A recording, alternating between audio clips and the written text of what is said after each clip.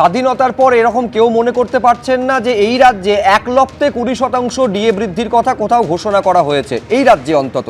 আমি বিমল শঙ্কর নন্দর কাছে আসবো।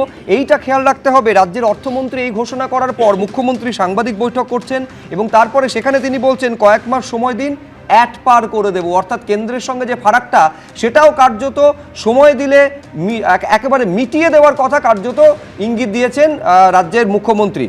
সংকল্প পত্রে যে প্রতিশ্রুতি, সেই প্রতিশ্রুতি পূরণের দিকে কিন্তু এই রাজ্য সরকার ক্রমশ এগোচ্ছে। আমি বলছি আজকের দিনটা রাজ্য সরকারি কর্মচারীদের ক্ষেত্রে কি ডাবল বোনান্সা নয়?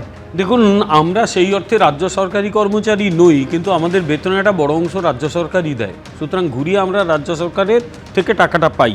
কিন্তু একটা বিষয় স্পষ্ট, যে আমার বন্ধু বান্ধব যারা দিল্লিতে চাকরি করে তারা আমার চেয়ে যদি মাসে 60-70-75 হাজার টাকা বেশি বেতন পায়, তাহলে আমি আমার ছেলেকে অন্তত বলতে পারবো না যে তুই পশ্চিমবাংলায় চাকরি করো, আমি তাকে বলবো তুই দিল্লি চলে যা, এখানে চাকরি করার দরকার নেই।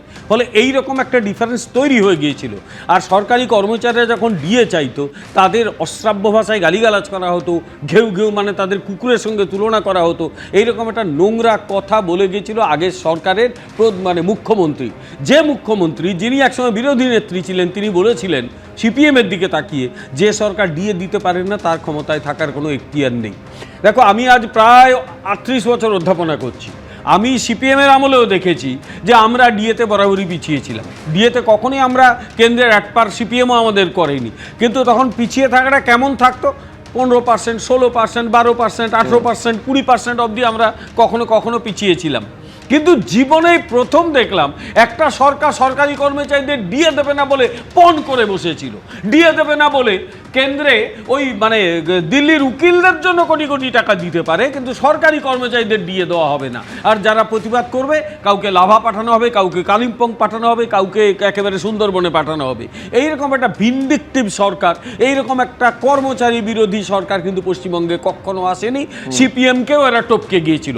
আর একটা কথা বলি, বেশ, রাজ্য সরকারের কিন্তু সমস্ত সিদ্ধান্তগুলো বাস্তবে রূপায়িত করে এই কর্মচারীরা। সেই কর্মচারীরা যদি বঞ্চিত থাকে, তাহলে কিন্তু পরবর্তীকালে কেউ রাজ্য সরকারি কর্মচারী যোগ্য লোক হতেই চাইবে না।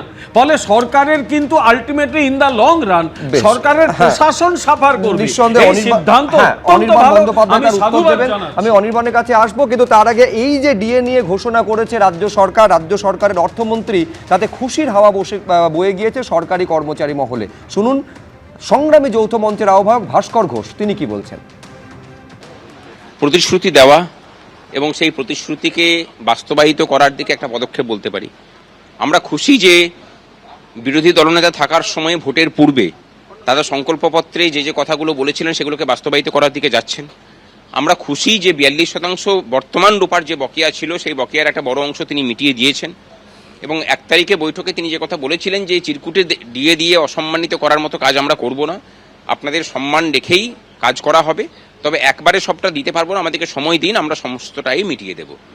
তাদের সেই প্রতিশ্রুতি পালনের পথে একটা বড় পদক্ষেপ তারা গ্রহণ করেছেন। আমরা খুশি যে নতুন সরকার এসে পরে অন্তত কর্মচারীদের যে লড়াই তাকে স্বীকৃতি স্বরূপ এই ঘোষণা করেছেন। প্রতিশ্রুতি পালনের দিকে বড় পদক্ষেপ এই সরকার নিয়েছে, এমনটা রাজ্য সরকারি কর্মচারীরা মনে করছেন। মুখ্যমন্ত্রী আজকে বলছেন যে এরপর বিরোধীদের বলার খুব একটা সুযোগ আর রইল না। অনির্বাণের কি বলার আছে? না, এখানে দেখুন, শুধুমাত্র বাজেটে একমাত্র ডিএ নিয়ে আমরা আলোচনা করবো, বিষয়টা তো এরকম হতে পারে না। নিশ্চয়ই সরকারি কর্মচারী যারা, তারা খুশি হবেন। টাকা পেলে কে না খুশি হয়? যারা ইতিমধ্যেই ভালো মোটা মাইনে পান তারা আরও বেশি টাকা পাবেন, তারা প্রাপ্য টাকা যদি পান তাতে কারো কিছু বলার নেই।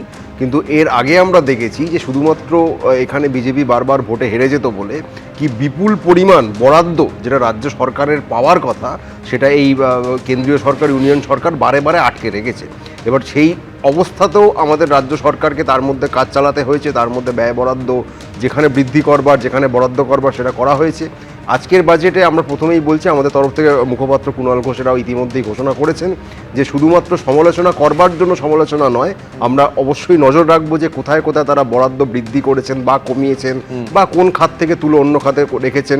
আর একটা জিনিস খেয়াল রাখবেন, ঘোষণা মানেই যে সেটা বাস্তবায়িত হবে তার কোনো মানে নেই। তার একটা বড় কারণ হলো, আমরা ইতিমধ্যেই দেখেছি, বিশেষ করে অন্নপূর্ণা ভাণ্ডারের নাম করে তারা নির্বাচনের আগে একটি কার্ড ধরিয়ে দিয়ে মহিলাদের বলেছিলেন ফিল আপ করে দিন, যেই জিতে যাব সঙ্গে সঙ্গে 3,000 টাকা করে পাবেন। তার কি ফল হয়েছে, তার কি এখন অবধি পরিস্থিতি হয়েছে আমরা জানি। 16 পাতা 12 পাতা 14 পাতার ফর্ম ধরিয়ে দেওয়া হচ্ছে, বিভিন্ন জায়গায় গিয়ে সেখানে 300 টাকা 400 টাকা 500 টাকা তৃণমূল তো দিয়ে বলতো যে লক্ষ্মীর ভান্ডার পেতে গেলে তৃণমূলকে ভোট দিতে হবে, মানে এগুলো তো বারবার তো প্রচারের সময় বলা হয়েছে। ভোট কাকে দেবে পরের কথা, কিন্তু লক্ষ্মীর ভান্ডার প্রায় 2.5 কোটির কাছাকাছি উপভোক্তা পেতেন, প্রায় 2.5 কোটি। আজকে আমরা দেখলাম দেখা গেছে বহু পুরুষ লক্ষ্মীর সন্ধানও পাওয়া গেছে। সংখ্যাটা কত, সেই সংখ্যাটা এক্স্যাক্টলি কত, 35 থেকে সেই সংখ্যাটা 40 লক্ষ। আমি আপনার তথ্যই মেনে নিলাম বিমল, তাই সেটাই মেনে নিলাম। তাহলে আমি বলছি অনির্বাণ যেটা বলছে সেটা হচ্ছে 21 থেকে 26 পর্যন্ত পরিসংখ্যান। আজকে 50 দিন হয়েছে এই রাজ্যে সরকার এসেছে। আমি বলছি এই সরকারকেও তো অনির্বাণ সময়টা দিতে হবে কাজ করার জন্য। 100 বার দিতে হবে। তাহলে সেই প্রতিশ্রুতি তারাই দিয়েছিল যে আমরা ক্ষমতায় আসা মাত্র দিয়ে দেবো 3,000 টাকা, দিচ্ছি তো। ওই কথা আমরা বলি শুরু হয়ে গেছে আজকে একেবারেই নয়। একটা মাত্র কার্ড ধরিয়ে নাম ফিল আপ করে দিন দিয়ে দেবো, আর আজকে 16 পাতার ফর্ম ধরিয়ে তাদেরকে গিয়ে 200 টাকা 300 টাকা খরচ করে সাইবার ক্যাফে হ্যান ত্যান গিয়ে ফিল আপ করতে যেতে হচ্ছে না। সেকেন্ড না, পার্টির অবশ্যই যেতে কর্মীরাই হচ্ছে। হেল্প করে দিচ্ছে। একদমই করছে না। দ্বিতীয় কথা, সেখানে যে পরিমাণ আমরাই তথ্য করছি। চাওয়া হচ্ছে সেটা নিয়ে লোক অসুরক্ষিত বোধ করছে। এবং শেষোক্ত আমরা বলি 36,000 কোটি টাকা এক বছরের জন্য বরাদ্দ করা হয়েছে, অর্থাৎ মাসে আপনার হচ্ছে 3,000 কোটি টাকা করে। তার মানে টোটাল যে উপভোক্তার সংখ্যাটা হচ্ছে 1 কোটি।